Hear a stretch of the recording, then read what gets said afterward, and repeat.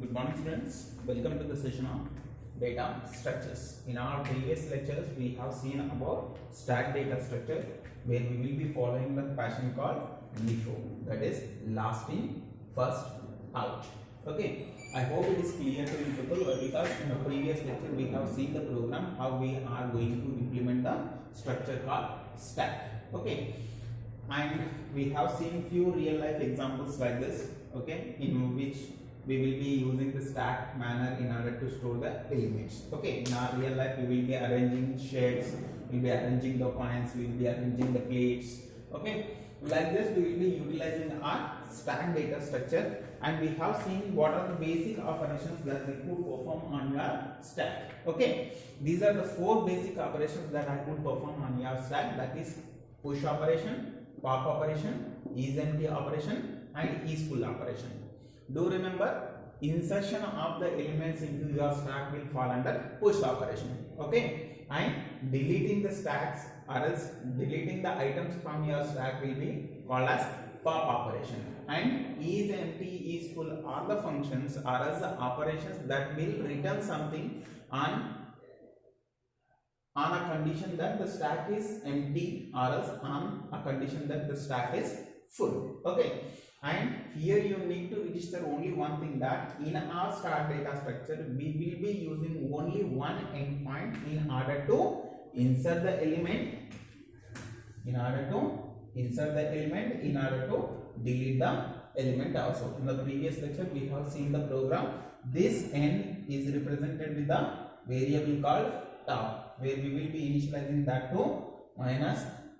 Whenever we are inserting the value, whenever we are inserting the element into your stack, then the top will be updated. Here it will become 0. When it is inserted with 3 elements, then it will become 0, 1 and 2. Like this we will be utilizing our stack. And whenever we are performing the operations, before deleting the element you need to check whether it is empty or not. If it is not empty, then only you can delete something from your stack. If it is empty, you can't delete the element. And when you are inserting the element, you need to check whether it is full or not. If it is not full, then only you can insert the elements, or else you need to throw an error message onto your screen that the stack is full. These are the basic information that we have seen in our previous lecture. In our today's session, we are going to see the basic applications of your stack.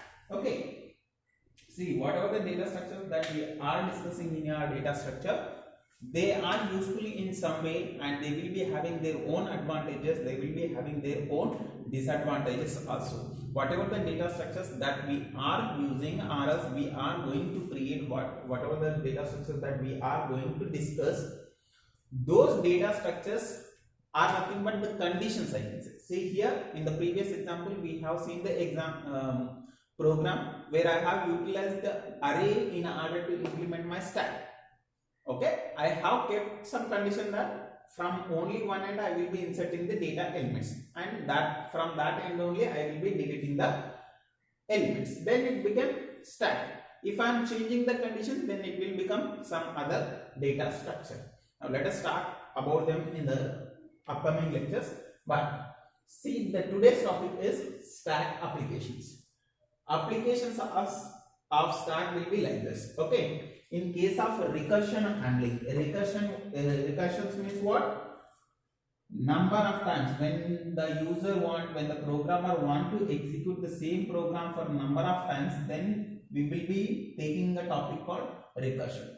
A recursion is the procedure of executing the same process for number of times in order to complete the task, I can say. In order to handle that particular recursions, we will be utilizing what? Stack. Okay, and how it will be utilized, how we will be doing that, we will be seeing them in our upcoming lectures. And evaluation of expression. In a single sentence, I can say that expression is nothing but the combination of operators and operands. Say suppose A plus B. It is an expression. It is a combination of operator and operands. Okay. In order to evaluate those expressions and in order to convert them into postfix, in order to convert them into prefix expressions, we will be using what? our stacks. Okay, how we will be using what is expression, what is infix notation, what is postfix notation, and what is the order in which we will be evaluating the expression. That we will discuss in the next concept. In the next video, I can say, why, because in the next topic we will be having the expressions topic only. Then we will discuss how we will be utilizing the stacks in order to convert the given expression into infix or postfix, and how we will be computing the postfix expression, how we will be evaluating the expressions by using the stack. That we are going to see in our next video. Okay, and parenthesis handling. In order to check whether we have given a well-defined parenthesis or not, we will be utilizing our stack. Okay, say suppose if I am opening two parentheses, I need to go for two closed parentheses also.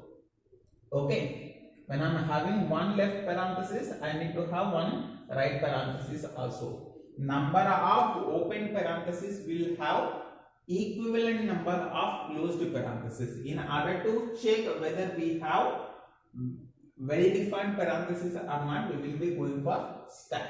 Say suppose A plus B into C. See here, I have two open parentheses and having two closed parentheses. In order to check these kind of operations, we will be utilizing our stacks. Okay, backtracking, conversion, decimal to some other number system, we will be utilizing our stacks. Backtracking is nothing but going from right to left, I can say. In order to do that also, we will be going for our stacks. And undo and redo operations, you people already know. We will be performing some action that will be registered into your stack. When you want to redo that, again we will be taking out that actions from your stack. Okay, like that we will be utilizing our stacks. We will be seeing all of them, but in generally our next topic will consisting of your expressions, and after that we will be discussing about the recursion. One by one we will be dealing. Okay, in detail we will be seeing how we will be utilizing them, and this is how we will be using the stacks in our real life, I can say, in our programming sessions, I can say, in order to handle the recursion, in order to handle the expressions, in order to handle the parentheses, okay, in order to handle the undo redo operations. Okay, these are the kind of applications where we will be utilizing our stacks. Okay, and do remember, it is a very important data structures where in real life, when we are going for the real life applications, we will be utilizing stack in general. Okay, that's it for now. I hope it is clear to you people. If it is not, just let me know by your comments. That's it for now. Thank you. See you in the next one. Thank you.